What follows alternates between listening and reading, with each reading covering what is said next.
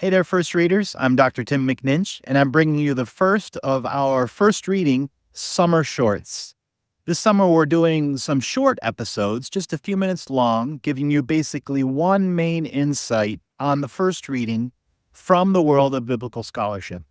If you're listening to this on our podcast feed, you might want to check out the video versions of these shorts over on our YouTube channel or on the website, firstreadingpodcast.com.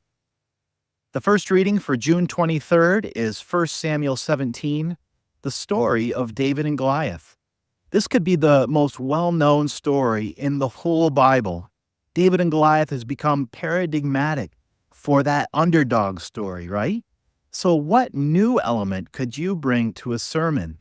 Well, how about this?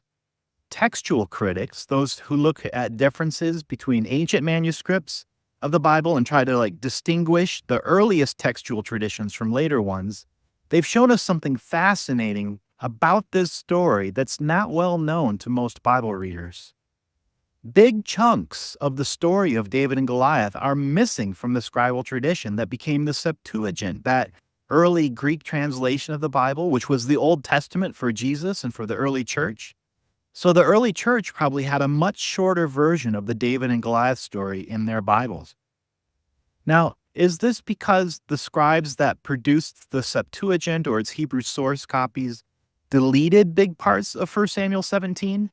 Or did the tradition that became the Masoretic text, the Hebrew Bible that we use today, add them in later?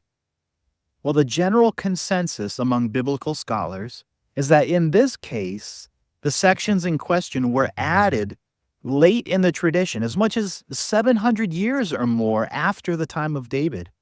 And they probably came from a whole another version of the story that circulated separately from the main storylines.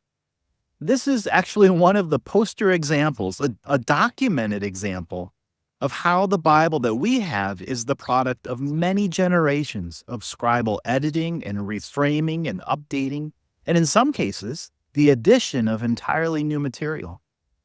So what was added to the David and Goliath story? The main thread of the extra material are those parts that talk about David as a shepherd boy who comes to the field of battle and just happens to overhear Goliath's taunt. He has this angry exchange with his older brother Eliab, who accuses him of coming to the front line to voyeuristically spectate on the battle. In this version, David is a nobody from nowhere, and he's unknown to King Saul. That's all in contrast with the shorter version of the story that is in the Septuagint, in which David is already employed as Saul's armor bearer, which is like a senior military post. So, what's a preacher to do with this nugget of biblical scholarship? I think preachers could, and I actually think they should, introduce the idea of a historically layered Bible. And they could offer David and Goliath as one of the great examples of a story in which more was added into the biblical tradition long after the texts were originally written and handed down. So the key exegetical question for preachers to ask here is about what might have been happening in the world of the scribes who added this extra material to the already established David tradition. Now, some of this will be speculative, of course, but hey, imagination is an important part of interpretation. Now, I think it must have been important to the scribal community that wove in this second thread that David encountered Goliath not as a senior military man, but as a poor shepherd from out of town, unknown to the royal court. It was important to them to emphasize that God's help can come from those outside of the established systems of power, even from those who appear on the surface to be rather unimpressive. This probably represents a historical moment when the Jewish people felt their own smallness and powerlessness acutely in the face of an overwhelming power that faced them. Maybe the Greek or the Roman empires, for example. Goliath is dressed in Greek military outfit, for what that's worth, by mirroring their own communal struggle in the newly composed legend about a long past, but on the surface, unimpressive hero, David, the story communicated that outward appearances aren't everything. The people of God have an invisible ally who will support them, even in the face of overwhelming odds. I think that's an important emphasis that could really resonate with congregations today.